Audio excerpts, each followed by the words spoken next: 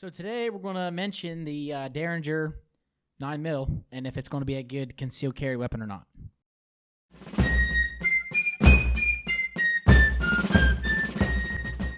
This gun here is a Derringer 9mm. This one specifically is very old. Well, I wouldn't say very old, but it's got some age on it. And it was something that I inherited, something that I'd come across. And, you know, the question, there's been a lot of people that I've seen, at least in a lot of gun videos and stuff, people talking about concealed carry, talking about these guns. If it would be ideal to carry in your EDC or something to carry by itself. We're not going to do a field test of this gun right now. Maybe when the weather gets better, we will. But we're going to throw in our 2 cents because there's some obvious facts and points about this gun that is worthy of sharing with everybody. So this gun, obviously you can see it is very small. Literally can fit in the back of your pocket. And now if you compare it to a full-size 9mm, big difference. Pretty tiny. You got 2 barrels, 2 shots. Okay. Does have a safety. Okay. Flips open like that. It's not loaded. Now this gun by itself to carry would probably not be the best thing in the world to do. You shouldn't rely on this gun to be your main defense gun. Now, if these guns are pretty cheap sometimes, if you only had $150 or something like that, and you needed something to carry around, maybe that would be an option. That's kind of crazy because on this website they're all like $150. Yeah, I figured they would probably be, around that price. No more than $170 is what I'm seeing here. Yeah, there's some on here with a longer barrel, some on here with like a little dinky barrel, even smaller than that. Now some of these you can get in 22 also. 22 is a very mean cartridge, even though it gets made fun of by a lot of people. It is a very deadly cartridge. It's underrated. You can never underestimate the 22 because actually the majority of gun deaths in the U.S. are caused by 22 caliber bullets. So this would be good either for if you had the money to buy it.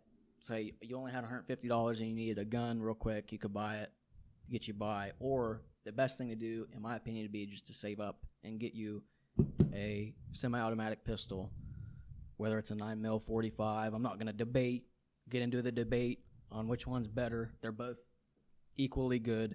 They both have their advantages. They're both great cartridges. And I've talked about this gun in previous videos. Yeah. It is a 9mm Ruger Security 9. It holds 15 in the chamber, or not in the chamber. The mag holds 15 and it holds 1 in the chamber, so 16. So technically, that's actually an assault weapon. Technically illegal. And it's illegal in some states. And this is more definitely practical. You can hold a lot, obviously, and it does come with a spare mag. So if you got room for another mag in your pocket, there you go. Now the main thing about this gun, what they were mainly, I'm not going to state this as a fact, what they were mainly made for, but what I'm assuming they were mainly made for to carry it as a backup, something that you could just have in your pocket, ready to go at all times, close encounter type situations. Somebody comes up and tries to mug you or rob you, or somebody pulls a gun up on you right in your face. Now, the range on it ain't going to be very long. You don't have a very big sight to look at either. Actually, for me, from my eyes, it is very difficult to focus on that front sight. I may need to put like a white mark on the end, but that is a very hard barrel to look down. You're not going to be aiming with this thing, though, because you're not going to be taking a long shot. This is like, 20 feet, maybe. Yeah, I wouldn't even 20, push 30 it that feet. far. You could probably shoot farther than that if you really were good with But guns. you ain't going to hit nothing with it. Yeah. This is a point-and-shoot kind of a gun. If there's somebody coming at you, that's what I would say. Something to keep in your back pocket, along with your keys or your wallet. Keep your main gun.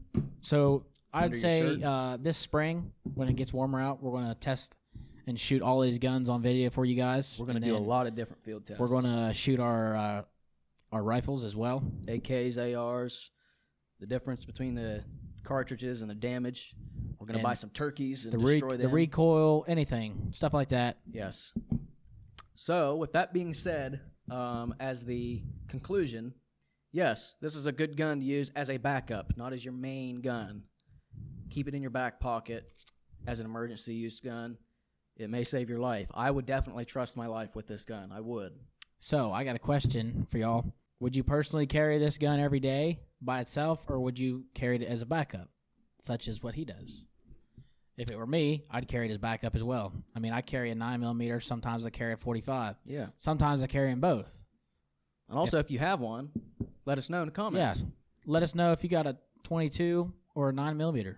So this or something else. That one is a 9mm. And I think that's pretty much it. Yeah, I don't have nothing else to say about that. So, guys, make sure you please join the Firearms Policy Coalition. And make sure you also join the GOA. Keep your rifles by your side. And carry on. Thanks for watching. They'll come loud and they'll come fast. But we shoot first and we can last. Keep your rifle by your side.